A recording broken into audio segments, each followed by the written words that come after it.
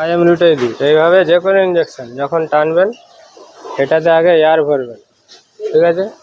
ভরে নিলাম, এইভাবে বোতলকে ধরবেন, বোতলটা এইভাবে ধরবেন, ধরে এখানে আমি ঢুকিয়ে দিলাম, এই এয়ারটাকে ভিতরে করে দিলাম। তাহলে যখন আমি এটা টানবো রিভার্সে, সে উপর থেকে চাপ দেবে, ঠিক আছে? যখন এটা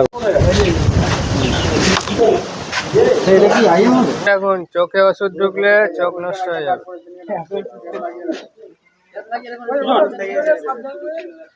বেস্ট আইএম ইঞ্জেকশনের বেস্ট সাইড হচ্ছে এটা, দুটো ঘাড়ের দুদিক, ঠিক আছে? আর জুগলার ভ্যান কোথায় থাকে ছাগলের? এটা একটা ছাগলেরই থাকে, এইখান থেকে জুগলার ভ্যান গেছে পুরো হাট পর্যন্ত, বুঝতে পারলেন? এই গর্ত থেকে পুরো হাট পর্যন্ত, এদিকে একটা, এখানে আইভি দেবো, আর এখানে এই ঘাড়ের মাংসেতে আমরা কি করব,